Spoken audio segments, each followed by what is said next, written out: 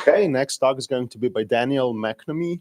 Sorry, he corrected me and I said the wrong thing, from Champalimaud, and he's going to talk about model dynamics. All right, thanks, Nate.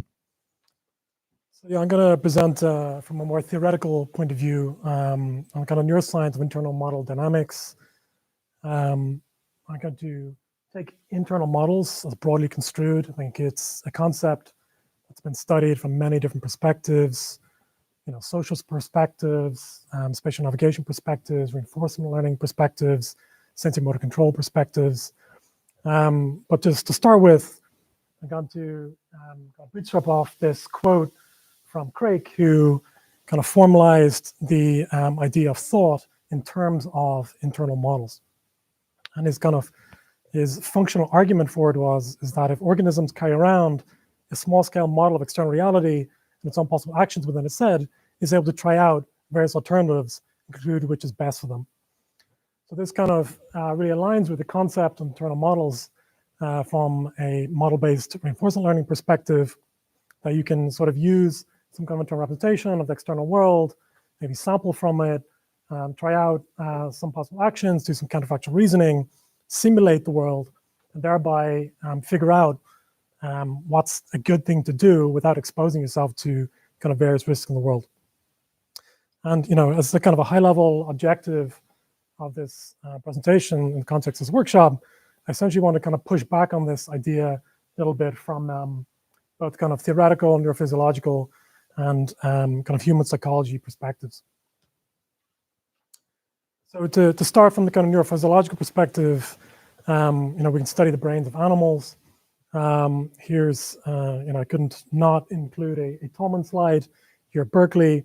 Here's a sunburst maze that Tolman was using to postulate that potentially animals include some sort of internal model of the world in the context of kind of spatial navigation. So on the left, you have the kind of first condition experiment where the animal, the rodent, is placed in this arena and has to follow this trajectory over here up to find reward at point G. And the second condition, that corridor is blocked, and a sunburst of other optional corridors is presented. And the question is, what corridor does the animal choose? So, based on kind of Skinnerian kind of stim response type behavior, essentially one would expect the animal would probably be either uniform on this distribution of possible corridors, or might, generalize a bit and choose a corridor that's closest to the previously learned and rewarded corridor. But what happens is it kind of tends to choose a corridor that was a little further away and seems to be more pointed in the direction of where actually the reward location, as if the animal is kind of path integrated along that corridor and is performing some sort of allocentric reasoning. So there's many studies that kind of support the notion that place cells in the hippocampus, which earlier Doris was mentioning, might be used for this sort of spatial navigation paradigm. So here's an animal traversing some kind of simple arena, and what you see is the spiking responses of a collection of cells in the hippocampus, and the idea is that these cells are place selective, approximately unimodal, and essentially like tile the space, thereby forming like a cognitive map which potentially could sort of represent the space. If you are able to record those cells and the receptor fields illustrated here, you can decode what position you would be in the space. And if you do that, you can combine that with other knowledge of the neurophysiological state of the animal to decode what are kind of non-local hippocampal reactivations or hippocampal replays. So here, for example, on the left, you have kind of a regular fatal rhythm as the animal walks around the arena, which breaks down when the animal pauses. This initiates neurophysiological events called sharp wave ripples, which contain or tend to contain, but not exclusively contain, kind of non-local reactivations of these hippocampal place cells. If you decode from them, you can see that the animal will produce a sequence of activity in the brain, which corresponds to kind of a non-local set of positions in the environment. So here, if you kind of notice very quickly, as the animal kind of pauses for a moment, sometimes you get this decoded trajectory being away from the animal being constructed. This also happens in the sleep phase, where the animal is in a completely separate sleep box location, but seems to sort of like encode information or sequential information from this environment while it's sleeping. Essentially, I was kind of very interested in this as a sort of a potential neural correlate of some form of internal simulation in internal models.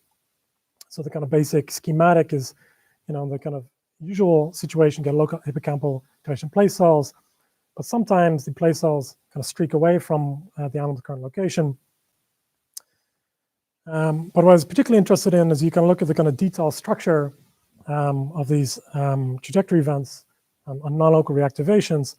They sometimes contain this sort of jumpy quality, as if the animal is sort of like kind of efficiently represented parts of the environment, but not all of it. So, for example, if the animal here wants to navigate from its current position to cheese, potentially it's not very useful to activate every single location from the animal's current position to the cheese, but be a bit more efficient about it in order to be faster to react, to do inference quicker in this environment. A context and behavioral states of the animal, you see these sorts of trajectory events where, particularly when the animal is exploring an arena, for example, there's an open arena and the experiment is dropping food pellets inside, the trajectory events that might be produced would tend to look kind of jumpy and what we call like super diffusive from a stochastic process perspective. And even when the animal is asleep, in contrast to the experiment I just showed you, similar experiments be done in 2D arenas, where instead of like producing behavior relevant trajectories across the arena, or even actual episodic experiences the animal had experienced when it had previously been in the arena, what happens is these replay events tend to kind of random walk through the arena, which I found a very interesting phenomena that could be investigated from a theoretical perspective. Maybe kind of, sort of provocatively, I kind of think about these different types of internal model dynamics along a spectrum, where at one end of the spectrum is sort of more compatible with the kind of structural reality of the animal's experience. Maybe it's exactly recapitulating a previous behavior, to more complicated types of sequences that are being generated, which, in the limit, seem to be impossible to produce behaviorally, even taking into account the kind of time compression element of these replay events. For example, diffusions, produce kind of torques in the trajectories that if the animal produced them in an actual behavior, they'd end up kind of ripping their heads off, right? So it kind of begs the question, like how and why would animals produce these sorts of replay events? So here I'm just showing you, to zoom in a bit on one example to kind of illustrate kind of a broader perspective that we've kind of been taking on these sorts of phenomena.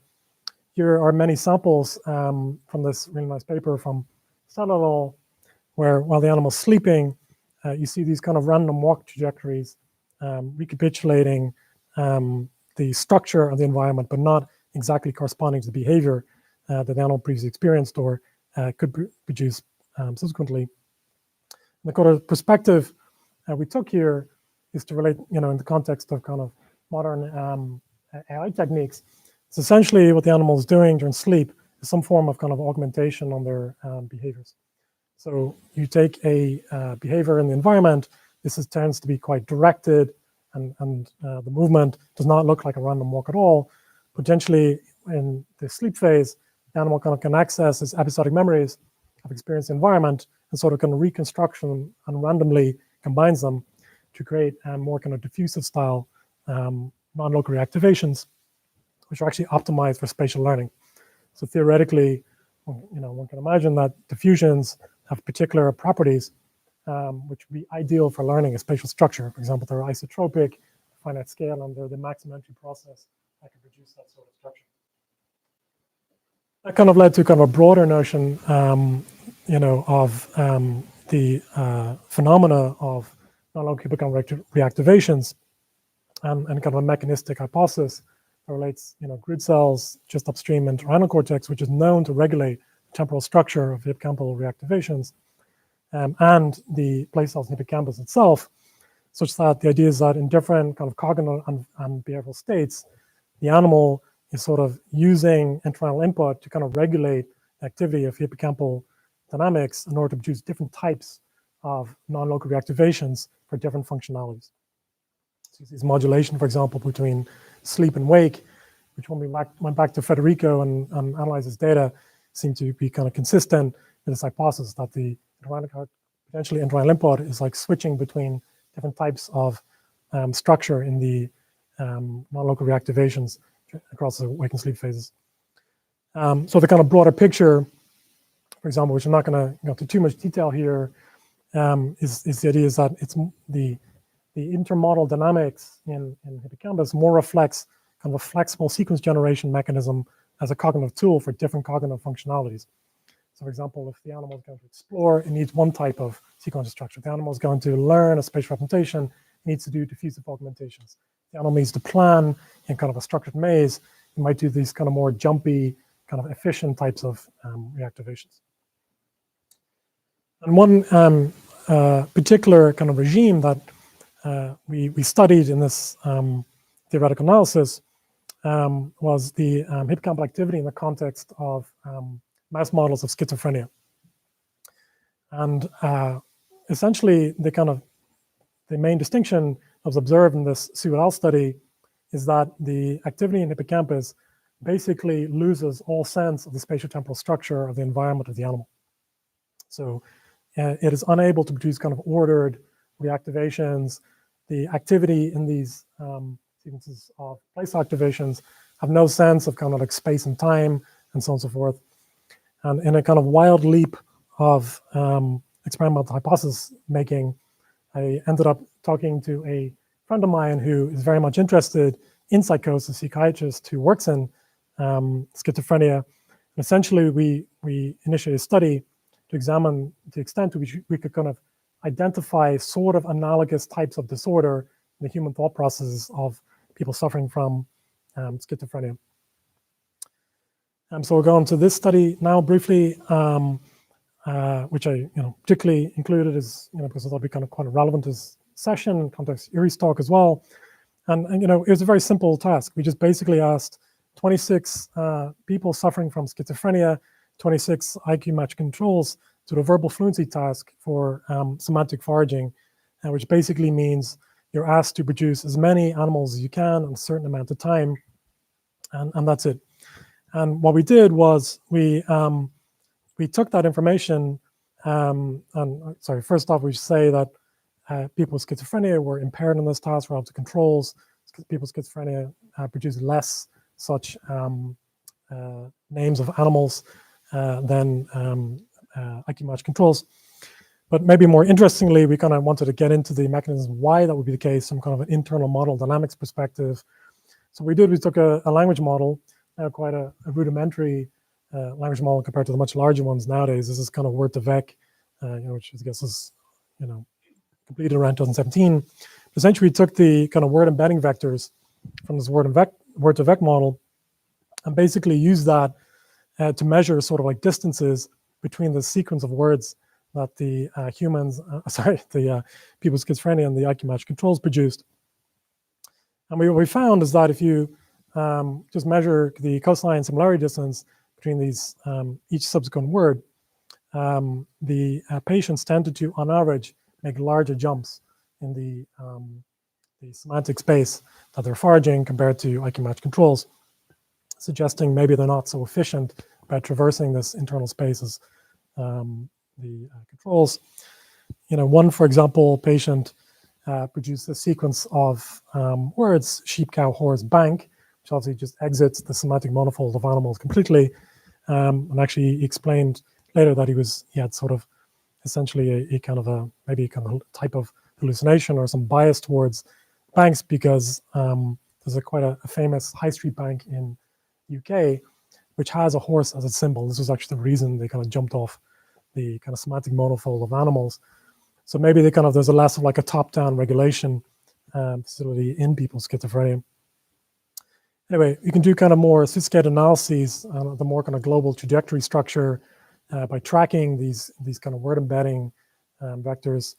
And you can show that if you measure kind of like actual trajectories produced by people versus optimal trajectories, on average, people with schizophrenia are less optimal at producing the kind of most efficient trajectories through the semantic space of words for animals. So just to complete that section of our study in kind of internal model dynamics. So we kind of use large models not as a model of human language production, but just as a way of kind of tracking the semantic structure of human thought dynamics using this kind of mental pose tracking strategy. And then that kind of leads to kind of the final question I wanted to address in this set of studies I wanted to present, which is thinking a bit more kind of about like what are optimal dynamical trajectories during, say, planning in an environment. And that goes back to sort of the initial question from Craig, that the idea is that human thought processes are what he calls like parallel representations of external reality for the purposes of identifying kind of optimal behavior in the environment.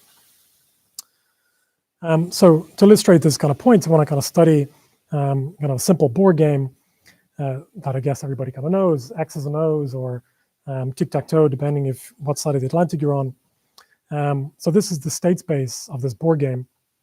So you can imagine that you can start with a blank board in the middle, and as you move radially out, each player is playing another move in the game, such that you can continue the game until it completes, and potentially, if you pursue this particular trajectory, then you win the game. And the kind of, I guess, perspective of Craig, and I think a lot of the kind of ideation of internal models, particularly kind of world models and model-based ORL, is the idea that you kind of make these kind of chronological simulations, like Monte Carlo tree search style simulation environment. And that's sort of the kind of general hypothesis, particularly of Craig, where you have this world model, you simulate it, and you infer behavior. And I kind of want to kind of dig into like maybe two critiques of this idea. One is that I think is kind of well known in the AI side of things, that tends to be, if you don't have a lot of heuristics and alternate strategies and value functions and so on, it tends to be quite inefficient at scale. And also, kind of more pertinent to the current discussion, it's not how expert humans reason. So, for example, if you go back to the kind of era of kind of good old-fashioned AI, people like Alan Newell, Herbert Simon produced all sorts of heuristic descriptions of how humans problem solve in kind of non-chronological fashions. For example, the idea of preconditioning or parallelization, so on and so forth. I'm not going to go into detail exactly what they are, but I just want to summarize that one thing they tend to emphasize is sort of the notion of kind of insightfulness and directfulness. That particularly in kind of the expert regime, you tend to have kind of very immediate things to say about how to solve a particular problem, which seems to me kind of incompatible with the Craigian sense of kind of forward simulation. So one thing we're kind of thinking about a bit is like an alternative strategy where instead of like taking world model, simulating it, maybe to some degree humans, and who knows, maybe other animals, so optimize kind of an alternative internal model strategy, produce a sort of an alternative simulation style, which I'm going to refer to as kind of teleological simulation, which is more tuned to the actual structure of the environment and is more efficient and effective. I'm not going to go into the theoretical details of this, but essentially what we can do is you consider a general method based on gradient-based inference to solve an arbitrary tabular market decision process, which is what I call like runtime optimal. So it's basically like if you present a particular problem and your kind of main resource that you want to optimize is time, then you want to kind of some kind of planning process such that whatever time you give to that planning process, you get back the most amount of possible value in your environment. So essentially this model is designed to kind of optimize that trade-off. And I'll just show you just a couple of small simulations from it to see how certain kind of emergent properties in this model seem to kind of maybe reflect some of the kind of heuristics that Herbert Simon and you kind of were referring to. So I put in this example because, I think on Monday or Tuesday, Noah Goodman was referring to kind of chain of thought style prompting in LLMs, transformers, and he kind of mentioned, for example, that particularly if you've kind of bottlenecks like strong hierarchies in your properties graphical model or your state space, whatever, this can cause problems. Particularly for kind of chain of thought when there's an actual sequence of thoughts that you need to string together, you tend to get stuck in these kind of bottlenecks, and it becomes a very time-consuming problem. If you run these gradient-based inference dynamics, you get this sort of kind of reasoning about the optimal policy in the environment, and we can run that again. So you kind of notice, if you just kind of look quickly, like the first thing it does is it updates the policy at the bottleneck specifically. So there's no rollouts or anything like that. It's kind of like paralyzed its understanding of the environment such that they can immediately update the policy at the bottleneck and be a lot more efficient with its planning process, as would be consistent with this kind of runtime optimality objective. For example, if I freeze it at time 0, this is essentially the gradient of your policy at time 0, which I think is sort of quite a distinct strategy to sort of chain of thought style reasoning in this environment. In terms of like an emergent hierarchical sensibility, I think this is simple to illustrate in like a simple grid world example. These types of worlds, you start on the top left, and you have to find a reward in the room on the bottom right, and you can run these gradient-based inference dynamics. And essentially, the first thing that's optimized is the actual policy that says you have to go through this doorway into this blue room here, as if the agent has understood that the most important thing it needs to do in this environment, if I have very little time to plan, the number one thing I need to do is get into that blue room. So for example, if you sample from a random prior from your policy in the state space, you get this kind of random walk trajectory, doesn't go anywhere near the goal in the bottom right room. However, if you run this gradient-based inference process for a short amount of time, it sort of optimizes everything except what you want to do in that room. So it sort of like prioritizes, I need to get into that room. And that's, if there's anything else I'm going to figure out, that's kind of the major focus of my planning process. And if you continue the gradient-based inference process, eventually it refines the policy in that room, so you can be a lot more directed in terms of arriving precisely at the goal location. And sort of this kind of restructuring of the planning process is something that's quite interesting to me, and I think reflects more kind of like this directiveness and excitedness that is, potentially reflects the sort of perspectives of the heuristics uncovered by Herbert Simon and Al Newell, in contrast to the Crakian hypothesis. I can tell you maybe briefly that we've been studying this in expert humans and taxi drivers navigating around London. So, so this is in collaboration with Hugo Spears.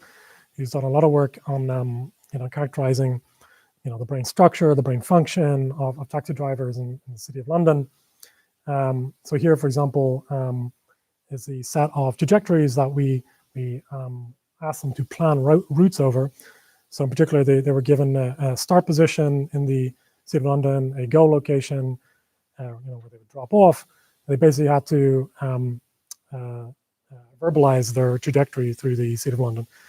And essentially, long story short, we kind of looked into their kind of reaction times and how they kind of verbalized each of their different kind of stops along the way.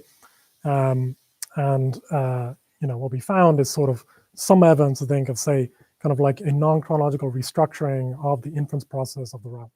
For example, like they would tend to be a lot quicker for like a kind of remote bottleneck state than like a state that's actually closer to them, but maybe not so important, the like global hierarchical structure of the London state space.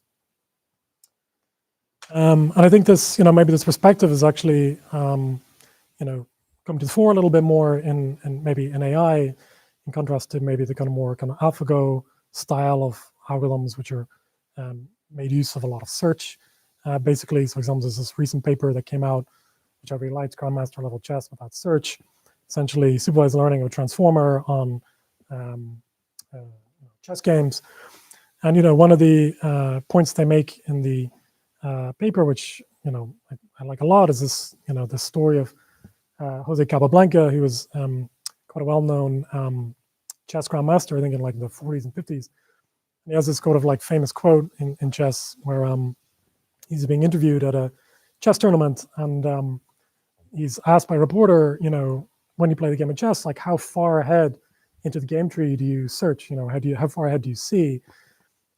Probably expecting him to, given his expert level, to say, to wax lyrical about how deep into the tree he can see. And actually he said, I only ever look one move ahead, but it's always the right one. And I sort of, really like that kind of like intuitive initial judgment strategy. And that's sort of like what I'm trying to, emphasize in these kind of internal model dynamics, which I think is, maybe push it back a little bit in this Crakean view. And also actually at this meeting, I was talking to Andrew, and he kind of mentioned this paper, which is sort of on the bottom left here by Hamrick et al., where they do basically a large scale kind of like, systematic ablation style study of model-based ORL, and sort of like evolve to the conclusion that things like search and simulation are actually more important in learning than actual inference. So in some sense, it is that you spend a lot of effort, maybe during sleep, running a lot of simulations, taking your episodic memories, replaying them, reconstructing them, augmenting them in order to build like very effective representations, such that at runtime you can be very intuitive and insightful about what kind of internal model dynamics you're going to have to plan and infer behavior in an environment. So maybe just as a kind of a wild speculation, which hopefully is probably this workshop, is I think it's also interesting to think about, maybe almost from a philosophical point of view, why Craig and maybe others, including myself, would find it very natural to think about this simulation hypothesis that our thought is kind of driven by mirroring external reality, so we can think about things kind of for reason and figure out what to do. And I think maybe one reason it's kind of very natural to us, and so one kind of direction maybe I'm kind of pushing at is more like a dynamical systems of inferential affordances, with a very mouthy way of saying basically like, we don't really structure a world model. We have some sort of like optimized way to sample inferential affordances about how the world works, and then if we combine it together, we can do very rapid, insightful calculations that are very effective in kind of a runtime optimality sense. But maybe if we do that and we have these sort of piece in the environment, like we sample like a bottleneck state, we have a fragment of an episodic memory, and so on, we kind of tie them together, we sort of get this Gestalt sense of like we have some sort of world understanding during this thought process, but it's not like the kind of fundamental functionality that as Craig envisioned, I guess. Anyway, my kind of summary slide is just to say that non-local offline sequential neural activity, in terms of the first study presented, is complex. It tends to be disordered, ineffective, particularly for like veridical exact simulation environment, but has a computational logic as sort of like a cognitive tool set. Kind of raise the question, to what extent representation of the world might be the same thing as optimal representations for inferring about the world, for generating that Capablanchian kind of intuitive insights. And one, this is, I guess, in terms of particularly focusing on Shuri's desiderata for like introducing sort of like, things you're thinking about that might be relevant broadly.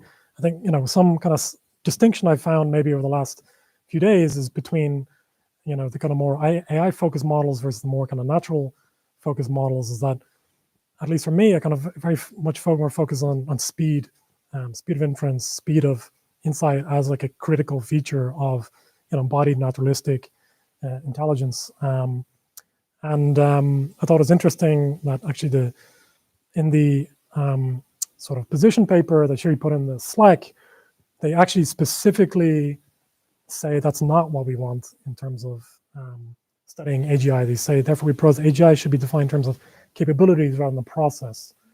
I'm very much the way around. I can focus on like the process, the exact sequence of brain states that are produced during some kind of internal computation. That, and I'm totally open to the idea that that's like a feather wing distinction. It might not be relevant for AGI to really focus on the detail. I would say, based on the presentation this morning, when we were talking about like a bottom-up emergent of intelligence through interaction in the environment, I think that is going to be maybe an important element. Like, if you're going to actually interact with the world and learn and converge on some intelligent agent, maybe we should think a bit about like the speed at which agents can intelligently operate in the kind of sensory motor loop of the environment. So that's it.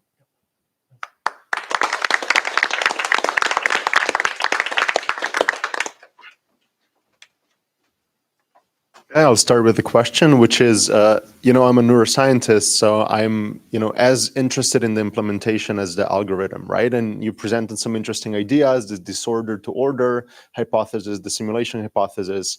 And I guess maybe I missed that, but we have like a lot of sensory inputs, like a lot of kind of parallel processes in the brain. You think that this algorithm that you kind of are proposing, do you think they like independently evolved and they just exist all over the brain in like different systems, and it's just the same algorithm that might be implemented a bit differently? Or you think, I don't know, hippocampus is this core region into which everything is projecting, and that's why you propose this like single one or two mechanisms that are like governing our entire like cognition and behavior? Yeah, I think yeah, interesting question. I think, I'll give you the answer I would have given to you up to a week ago, and then I'll give you an answer. So I think I would essentially, I've always conceptualized like basically a single mechanism involving the coordination of multiple brain regions. So I very quickly skipped over maybe potentially like the kind of role of entorhinal cortex in regulating the temporal structure of hippocampal activity. I think there's interesting.